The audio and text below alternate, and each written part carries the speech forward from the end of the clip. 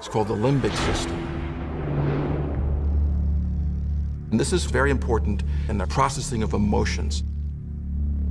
Within the limbic system are the amygdala, two nuggets of tissue, one in each half of the brain. They are no bigger than a fingernail, yet they are the brain's central command center for our emotional reactions. One of the simplest and strongest of these is fear, a primal emotion we all share. There's no better place to explore how fear affects the brain than here at the Navy SEALs Special Warfare Command in San Diego, California. Recruits are put through specialized training to change the way their brains react to fear. After consulting with experts, they came up with a groundbreaking mental toughness program, a set of techniques to boost the trainees' ability to control fear. The techniques that we were most interested in are what I call the big four: goal setting, mental rehearsal, self-talk, and arousal control. Scientists think goal setting works by assisting the frontal lobes. As the brain's supervisor, the frontal lobes are responsible for reasoning and planning.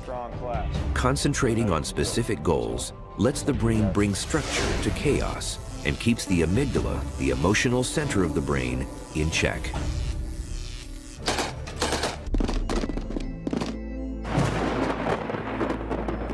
I got up every morning and I said, I'm going to make it to breakfast. And then at breakfast I said, okay, I'm going to make it to lunch.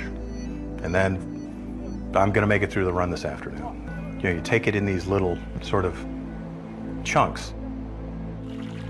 The second technique, mental rehearsal or visualization, is continually running through an activity in your mind. So when you try it for real, it comes more naturally.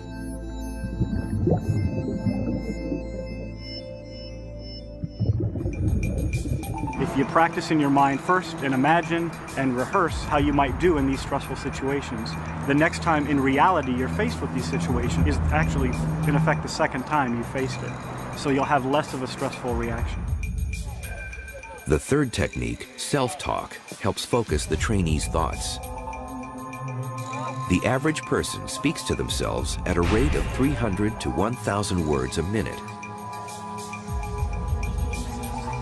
If these words are positive instead of negative, can do instead of can't, they help override the fear signal coming from the amygdala. The frontal lobes are always on, so it's very easy to think about something difficult, something bad, like, I'm gonna fail. What am I doing here?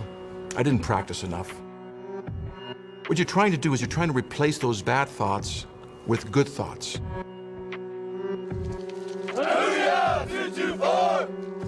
The final technique, arousal control, is centered on breathing. Deliberate, slow breathing helps combat some of the effects of panic. Long exhales, in particular, mimic the body's relaxation process and get more oxygen to the brain so it can perform better.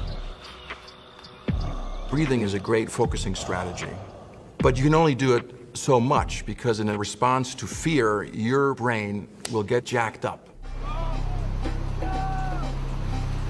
On its own, arousal control wouldn't work. The amygdala sends out such a powerful signal, it's tough to suppress if we're still feeling fearful. But combining the four techniques made a big difference to the trainee SEAL's pass rate, increasing it from 1/4 to 1/3.